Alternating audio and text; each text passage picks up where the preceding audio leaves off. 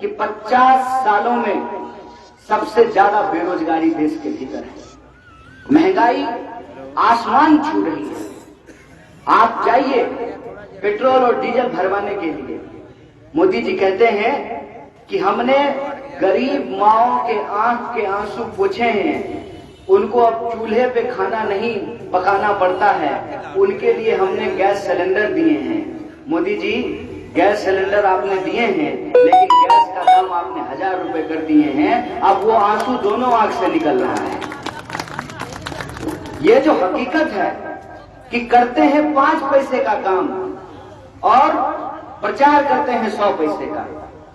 आपको सुनकर के आश्चर्य होगा कि मोदी जी जब आए थे तो उन्होंने एक नारा लगाया था, बेटी बचाओ बेटी पढ़ाओ। उस नारे की हकीकत क्या है कि जो लोग बेटियों के साथ बुरा बर्ताव करते हैं, उन लोगों को आप अपनी पार्टी में शामिल कराते हैं, उनको एमएलए का टिकट देते हैं, उनको मंत्री बनाते हैं। और मीडिया, जिसको आपने अपने दोस्त के चंदे से खरीद लिया है, आपको सुनकर के आश्चर्य होना चाहिए। मोदी जी कहते हैं कि कांग्रेस ने 70 साल में देश को लूट लिया है, तो कांग्रेस पार्टी के पास 500 करोड़ रुपया है और ये 7 साल में पावर में है। 7 साल में, मात्र 7 साल में, 7 पे 0 बिठाएंगे तो 70 होता है। 7 साल में ये पावर है, इनके पास 5000 करोड़ रुपया है।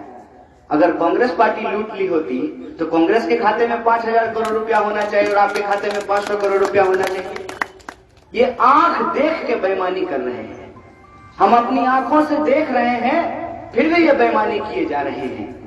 इस बेईमानी से ये जो बेईमान लोग आज एक एक करके हमारे अधिकार हमसे छीन रहे हैं और हमारी संपत्ति, जिसको इस देश के लोगों ने खून पसीने से बनाया है, उसको बेच रहे हैं, उसके खिलाफ, देश बेचने वालों के खिलाफ हम देश बचाने वालों को इकट्ठा होना पड़ेगा। इसीलिए मुफ्ती साहब, हम बहुत शुक्रगुजार हैं आपका कि आप जब ये बोले कि जब आपने कांग्रेस पार्टी ज्वाइन किया था, उस वक्त ही मेरे मन में ये विचार आने लगा था कि अगर देश बचाना है, अगर हम इस देश से प्यार करते हैं, तो हम सबको एक झंडे के नीचे आना पड़ेगा। इस तिरंगे के नीचे आकर के हम देश की रक्षा कर सकते हैं। जब हम देश की बात करते हैं तो कुछ लोग हमारे इस नेक नियत को गुमराह करने के लिए तरह तरह का बहानेबाजी करते हैं।